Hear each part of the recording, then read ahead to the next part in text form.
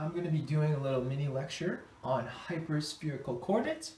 Going to be examining what sort of extension can we make upon the spherical coordinate system that we came across in the course. It's definitely a question that I had is, can we extend this into higher dimensions? And the short answer is, yeah, we can. So I'm just kind of going to start with kind of an investigation of how we can kind of start defining spherical coordinates in higher dimensions, and then maybe do a quick example of using them at the end. So I'm just going to do a little recap of spherical coordinates. It's kind of good to remember that spherical coordinates is already kind of a generalization itself of polar coordinates. And in essence, polar coordinates are kind of like spherical coordinates, except you're dealing with a two-dimensional sphere, which is a circle. So I'm just going to kind of do a little recap of spherical coordinates. So if you remember, the equation of a sphere in R3, which is actually called a two-sphere geometrically. So a two-sphere is a sphere in R3. And this is just so that we can start defining higher dimension spheres. We kind of specify what sphere it is, and it's always one less than the dimension of the vector space that we're in. All right, so two spheres, so that's a sphere in R3. We'll call it an equation. Of course, it's x squared plus y squared plus z squared equals r squared for some radius r of that sphere. And if you recall, we made the following substitutions to be able to use spherical coordinates, which was we let z equal rho cos phi, we let x equal rho sine phi cos theta, and we let y equal rho sine phi sine theta.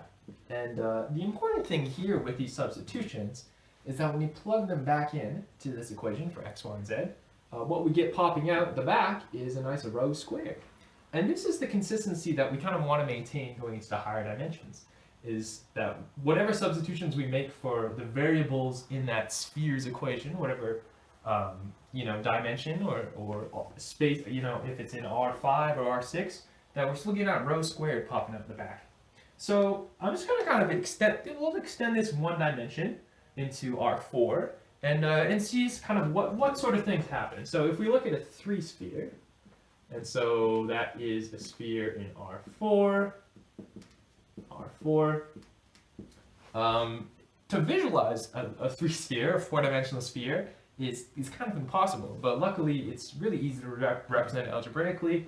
We can just add in a variable, and it's square. So I'm going to use w squared. So we'll add in w squared to our above equation.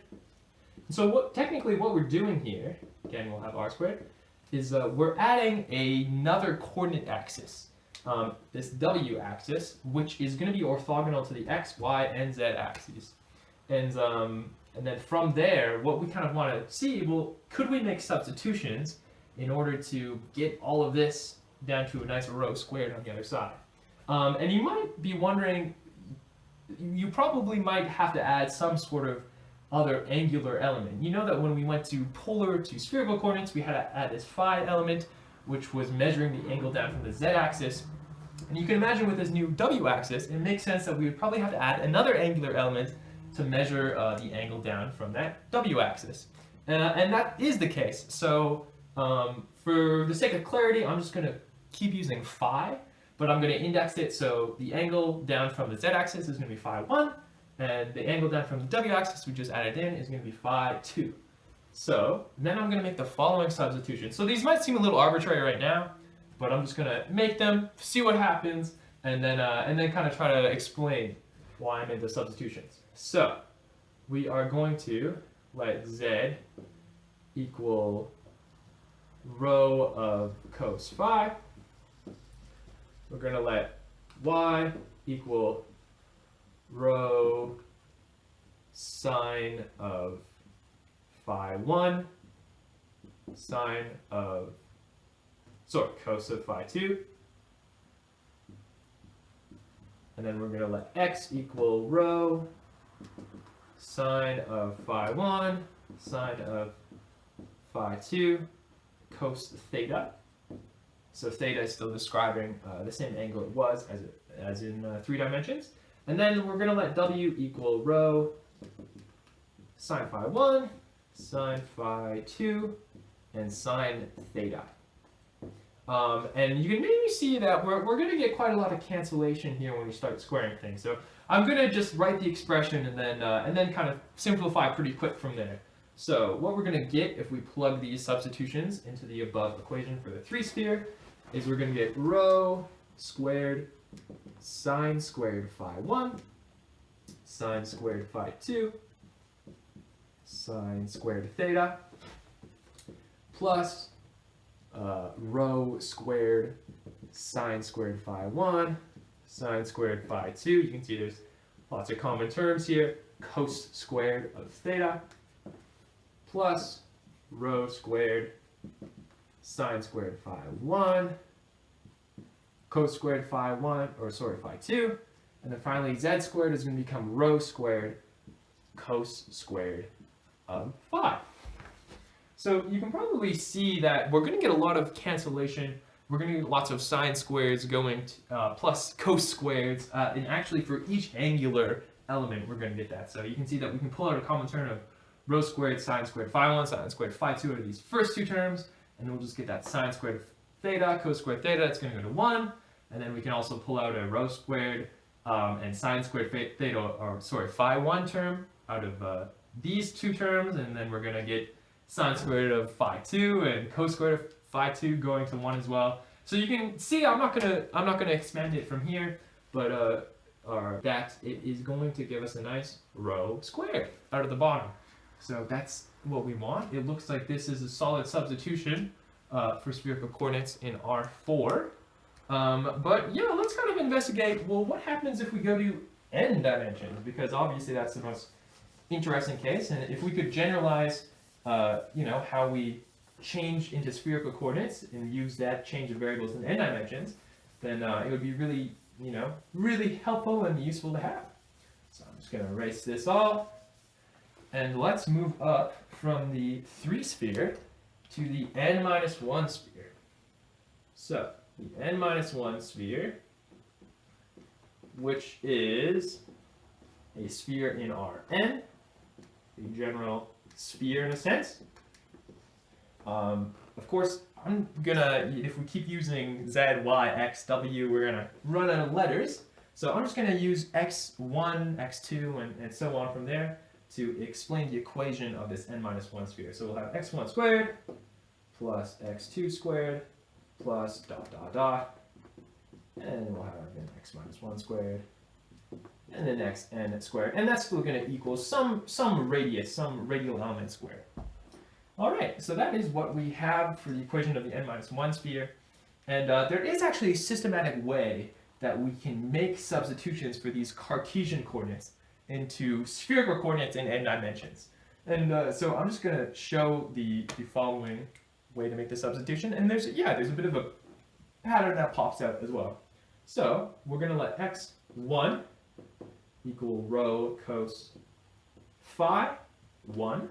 I guess I'll just point out before I go on is that you can see that for each new Cartesian, each new variable we're adding in, we're also adding in another coordinate axis in the Cartesian coordinate system. So that means that we're going to have another angular element for each of those. So I'm going to just index from how we used phi 1 and phi 2 in the last example in 4 dimensions. Just going to keep using phi 3, phi 4, so on, up to phi n-2. So we're going to have that for x1. For x2, we're going to make the substitution rho sine phi 1 cos phi 2.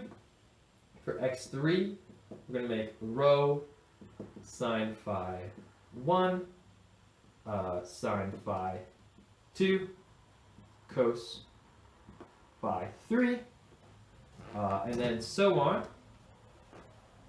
And we're going to get down to x n-1 here, which is going to be rho sine phi 1 sine phi 2 ...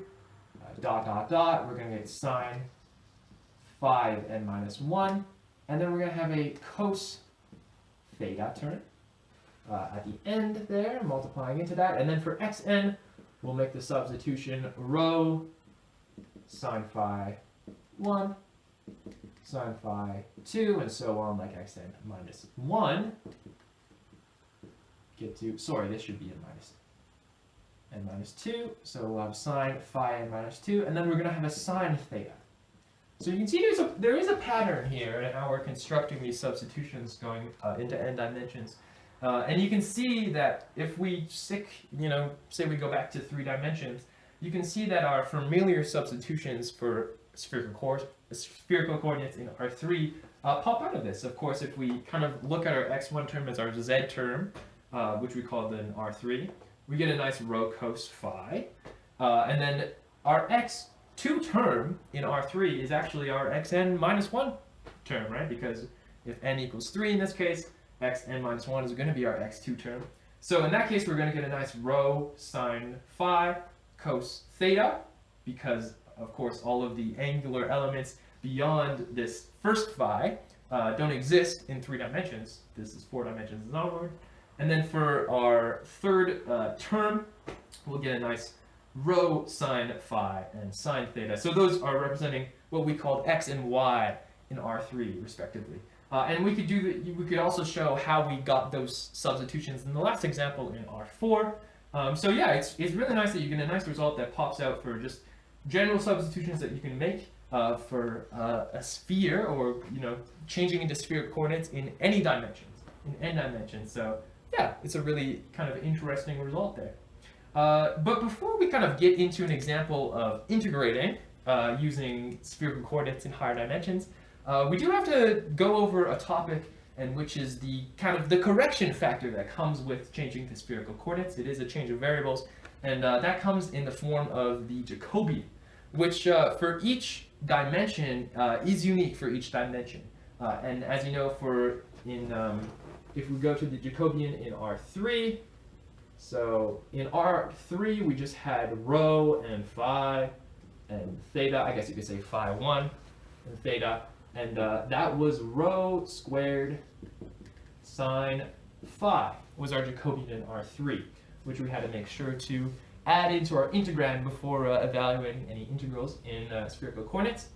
And we do have to continue to do that for each dimension that we go up. But there is kind of a nice way to come up with a general formula for what is the Jacobian for this specific dimension. And of course, if you remember how we got this one, is we took the derivative matrix of the transformation, and then we took its determinant, and we got a nice rho squared sine phi out of it. So we can do the same thing, but of course, if we extend this to n dimensions, instead of having a 3 by 3 matrix as we did in R3, we're going to have an n by n matrix, and taking the determinant of that. So just for the sake of, for the sake of me not being able to take the determinant of that really well in a clear way, I'm just going to kind of show what the derivative matrix should be for the Jacobian, and then just show the general formula that you get for n dimensions. So if we take the Jacobian of just something in n dimensions, we'll have, of course, rho, then phi 1, and phi 2, and so on, up to phi n minus 1, and theta. Sometimes you will see, I've used theta as this final angular element, but you sometimes will see it called phi n minus 1. I think I'm just using theta as consistency. It's kind of a nice bridge from what we were using when theta is a lot more familiar to me than phi in a sense. So we've got this Jacobian in n dimensions is going to be equal to the determinant of the following derivative matrix. So we're going to take the partial derivative of x1 with respect to rho, and then the partial derivative of x1 with respect to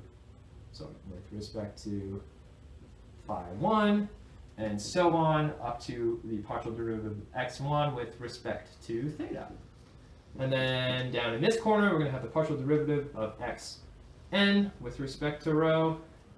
And if we go across here, we're going to have the partial derivative of xn with respect to theta. And of course, all the phi terms are, with respect to phi terms, are going to fall in the middle here. So we're taking the determinant of this n by n matrix, which is something that I'm not going to attempt to do, but you do get a nice result out of it, which is rho n minus 1 sine to the n minus 2 of phi 1. Then you'll have sine to the n minus 3 of phi 2, and so on, all multiplied together until you get to just sine of phi n minus 2. And so that is your nice formula, a nice little expression for calculating the Jacobian, or that correction factor, in any dimension. So now that we have that, we can kind of try to tackle a bit of a problem using spherical coordinates in a higher dimension. So I'm just going to clear this board here. I'm going to just rewrite this formula for the Jacobian at the top so we have it. And then let's get into this example. So for this example, we're going to be working, I guess, in R5 and investigating a 5-ball, the volume specifically of a 5-ball centered at the origin. Of course, I guess the volume wouldn't matter if it was centered elsewhere. Yeah, so we're just going to be looking at what is the volume of a 5-ball? So technically that is the volume, and I'm using volume a little liberally here because once you pass R3, it kind of has a different meaning. But let me just write what we're trying to do. So our example, we're going to find the volume of a 5-ball. So that is the space contained within a sphere in 5 dimensions, which is a 4-sphere. So it's the space inside of a 4-sphere. So the volume of a 5-ball with radius r. So just a general case, so we can get a general formula for what is the volume of a 5-ball. Because it is interesting because, as we saw, we can use spherical coordinates to calculate the general formula for the volume of a sphere in R3. And you can kind of keep going. So yeah, let's get into it. So before we start, let's calculate the Jacobian in 5 dimensions. So if you recall, the Jacobian, I'm just going to not put the arguments in right now, is rho n minus 1 sine of n minus 2 of phi 1, and all multiplied together, and then you'll go all the way down to just sine of the first power of phi n minus 2. So in this case, we are going to have 3 phi elements in a way, because we're in 5 dimensions, so we'll have rho, we'll have theta representing the next dimension up, then we'll have phi 1, phi 2, phi 3. And n, of course, is going to equal 5. So n equals 5 in R5. So we get, Jacobian is not too bad to calculate at all. So really this is Jacobian of, I guess, rho, phi 1, phi 2, phi 3, and theta.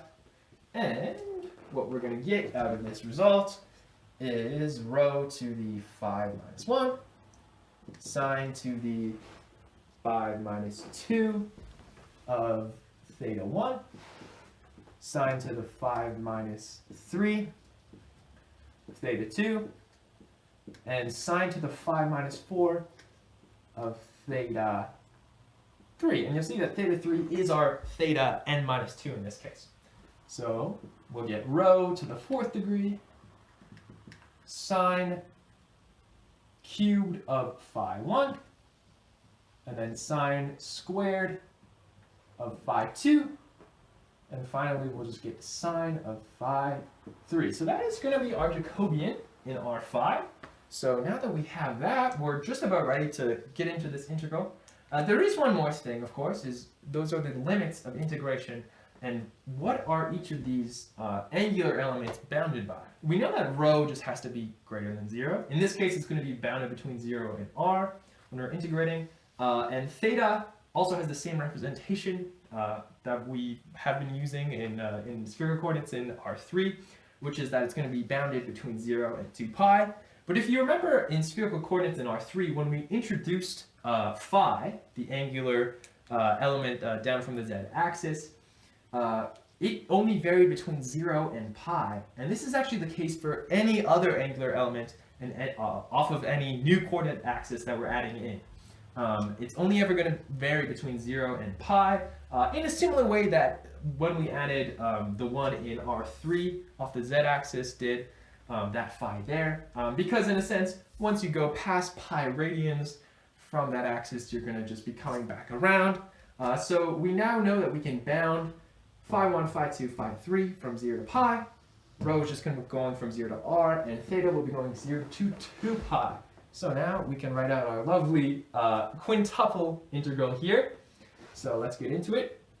So the volume, I'll just say that's V, is going to equal 0 to 2 pi, 0 to pi, and we're going to do that 3 times for phi 1, phi 2, phi 3. That's a 0, a little bit of a messy 0. And then finally we're going to have 0 to r. And we're calculating volume here, so we're just integrating over 1 in a sense. So all that's going to be inside the integrand is just the Jacobian itself. So let's get that in there. So we're going to have rho to the 4, sine cubed phi 1, sine squared phi 2, and sine phi 3. And then we're going to have our d rho, d phi 1, d phi 2, d phi 3, and d theta. So it looks a little nasty, but we can actually get this down to a triple integral pretty quick here. So let's see. We can see that there's no theta dependency in any of these limits or any of the integrand. So we can just get rid of that theta integral, pull that 2 pi out, and we'll have 0 to pi of 0 to pi of 0 to pi. And integrating rho here is just an easy little power rule. So what we're going to have is 1/5 r to the 5, and then we're going to have, again, sine cubed phi 1, sine squared phi 2, sine phi 3, and we've already integrated d rho, so we're just going to have d phi 1, d phi 2, and d phi 3, and we're already down to a triple integral. Look at that. So not too bad. Let's pull out this 1/5 r5. So we're going to have 2/5 pi r to the 5th, 0 to pi, 0 to pi here. And before I'm just going to, kind of make one more adjustment before we write out this integrand. We're going to be integrating over phi with respect to phi 1 here. So we have this sine cubed of phi 1, which is not super pretty, but luckily we can take out a sine phi 1 out of that, and we'll get sine squared of phi 1, which we can represent as 1 minus cos squared of phi 1. So I'm actually going to split this into 2 triple integrals now. So I'll just put a little bracket there going into this. And we're going to have 0 to pi here then. This first integral, of course, this is going to be sine phi 1, because that's just going to be that sine phi 1 that we pulled out, multiplied by that 1 inside of the 1 minus cos squared phi 1. And then we're going to get the sine squared phi 2, sine squared phi 3, and d phi 1, d phi 2, d phi 3, and then we're going to be subtracting, because we had a 1 cos squared phi 1, subtracting 0 to pi of 0 to pi, 0 to pi of sine phi 1, the term we pulled out, a cos squared of phi 1, and then we're also going to have that sine squared phi 2, and that's sine phi 3, d phi 1, d phi 2, d phi 3. So there we go. And in integrating, this is just as simple as putting in minus cos phi 1. For this one, we're just going to do a u sub for the cos phi there. So let me just do that first, actually. So we're going to let u equal cos phi 1. So what we're going to get out of this, of course, is that negative du is going to equal sine phi 1 d phi 1. So that's a solid. Alright, so I had a bit of a hiccup there with the camera dying, but we're back where we left off. We're making this u sub into this triple integral for the cos phi 1. So we just made it. Note that I do have this negative du that I'm putting in here, but instead of changing this to a positive, you're going to know that when we put this u in for cos phi 1, we're going to get a cos of 0, so to cos of pi. So that's going to be going from 1 to negative 1. So I'm going to keep that negative out there just so that we'll be going from negative 1 to 1. So what we get out of this is that the volume equals 2/5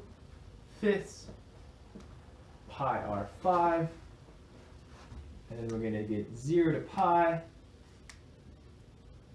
0 to pi, and we can actually evaluate this with respect to phi 1 now, because that's just going to be negative cos pi minus a negative cos 0, so that's just going to be plus cos 0, and we're going to be multiplying that by sine squared phi 2, sine phi 3, d phi 2, d phi 3, and then in this case here, what we're going to get is subtract 0 to pi, 0 to pi. This is going to be going from negative 1 to 1 of u squared, and then sine squared phi 2, sine phi 3, d phi 1, d phi 2, d phi 3. Sorry, this d phi 1 is a du, my mistake. I am just going to double check that this is still recording, and we are good. Sorry, I'm a little, don't want another hiccup like that. So, we've got this, and luckily this is just going to be going to 2, right? So we'll have a negative 1 plus a 1, so we get a 2. And what we can do is actually, we can end up combining this back into a double integral because we'll have the same integrand after we get rid of this, this u term here. So, we're going to have 2/5 pi r to the 5. This is going to be 2. We're going to be pulling out that 2. 0 to pi, 0 to pi. And then we're going to have a sine squared phi 2, sine phi 3, d phi 2, d phi 3. See if I can fit this on one line here. We're going to be subtracting from 0 to pi, 0 to pi. This is going to end up being 1/3, 1 cubed, subtract 1/3, negative 1 cubed. And this is going to stay the same, so I'm just going to imply that we're tossing that in at the end of that integral, closing bracket. And so what we get, we can pull out this 2, subtract this term, which is going to 2/3, out of the whole thing, and then combine it back into a double integral here. So we'll have v equals 2/5 pi r to the 5, and then we're going to have 2 minus a 2/3 pulled out, and then we're going to get a 0 to pi of 0 to pi of sine squared phi 2, sine phi 3, d phi 2, d phi 3. And now we're going to use a little bit of a trig identity to break down this sine squared phi 2, which is just a nice little identity I'll set aside here. So this sine squared phi 2, we can reduce that power through the following formula. So that's going to be 1/2 minus 1/2 of cos 2 phi 2. So get a nice double angle cos in there. So using that, we can reduce this now to 2/5 pi r to 5. I guess we're technically getting 4/3 there. We can multiply that through later. Then we're going to get a 0 to pi, 0 to pi, and actually I'm going to split this into 2 double integrals just because we're going to get this 1/2 here. So we'll have a 1/2 sine of phi 3, and then d phi 2, d phi 3, and then we're going to be subtracting. We're going to get the 0 to pi, 0 to pi. We're going to get a 1/2 cos of 2 phi 2 sine phi 3 d phi 2 d phi 3, like that. And this becomes just a nice integral here. We're going to get, because first we have to integrate with respect to phi 2, we're just going to get pi multiplied into this. So we can take out a pi over 2 in that first double integral. So I guess I'll just multiply this through. We'll have 8/15 over here. 8/15 pi r to the 5. Then we're going to get pi over 2 of 0 to pi sine phi 3 d phi 3. Wow, so just one integral left on that side. Over here, we can do a u sub here. So I'm just going to also put another, maybe I'll put another side up here. So I'm going to let u equal 2 phi 2 this time. And that implies that du is going to be equal to, well, just d phi 2. And what we end up getting is the bounds are going to be changing from 0 to 2 pi instead of 0 to pi. So once we do this, we'll get a 0 to pi here, and then we will get a 0 to 2 pi. I'll pull this half out, and then we'll get a cos of u sine phi 3, and then a du d phi 3. All right, we're getting really close. This first integral, we'll get a nice pi over 2, and then this is just going to be negative cos pi plus cos 0, a similar thing to what was happening up here. What's going on in that integral? So we get that, and then we're going to have this next one. You'll see an interesting thing is going to happen here, because once we integrate this with respect to u, we're going to be having, well, 1/2 0 to pi. What we're going to have is a negative, sorry, not a negative, just a sine u. We're going to have sine u, but we're going to be evaluating it from 0 to 2 pi, which of course is just going to be 0 minus 0. So this whole thing is going to 0 on this side, which makes finishing this off relatively nice, because we can also see that this is going to 2, as we saw earlier. So we've got a 2 going there. This is also 2, so that cancels out. We're just going to get a pi inside of this big bracket expression. So we can pull out that pi, and finally we get the volume of a 5 ball as 8/15 multiplied by pi squared r to the 5. That is our general formula for the volume of a 5 ball. And that will conclude this little mini lecture. Super cool to see that you can just keep extending spherical coordinates into higher and higher dimensions. So I hope you enjoyed, and thanks so much for watching.